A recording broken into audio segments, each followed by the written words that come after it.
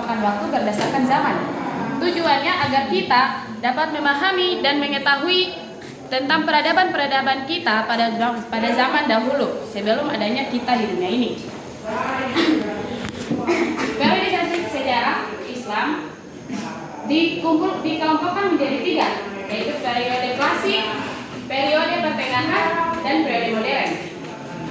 Dalam periode klasik ada 2 fase.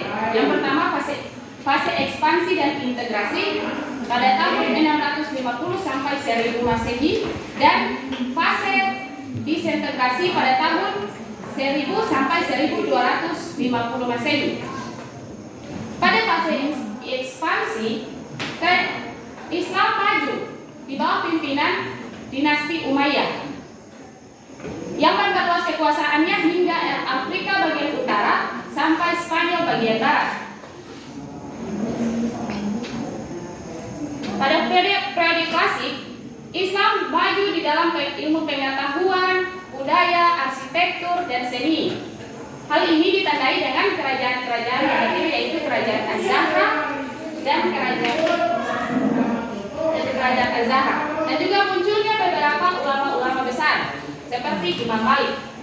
Namun, ketika memasuki fase disintegrasi pada tahun 1000 sampai 1250 Masehi, Islam mengalami kemunduran karena hancurnya kerajaan Baghdad yang dihancurkan oleh pasukan dari India.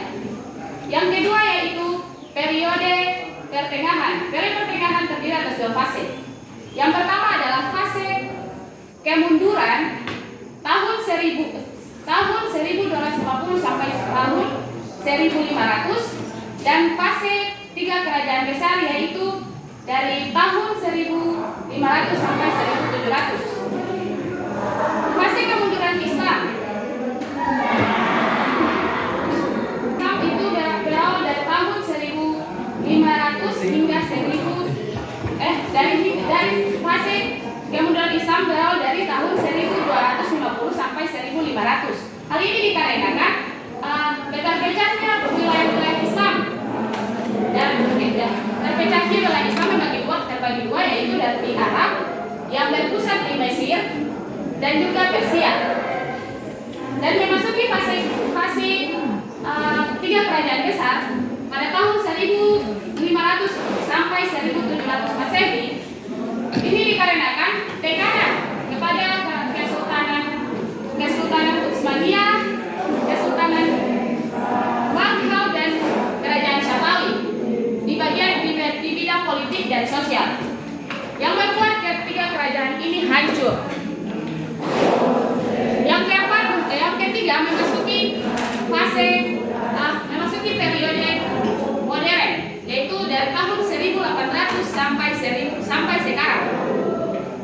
Munculnya periode ini dikarenakan pemikiran umat Islam mereka mengatakan bahwa kenapa orang Barat lebih maju daripada kita yang orang Islam, maka terjadi pembaharuan ilmu pengetahuan yang membuat Islam semakin maju.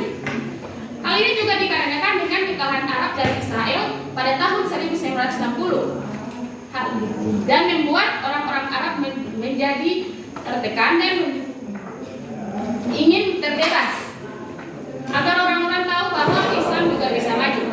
Sekian dari saya. Jika ada beberapa kata saya yang salah, mohon dimaafkan. Wabillahi taufiq wal hidayah. Wassalamualaikum warahmatullahi wabarakatuh.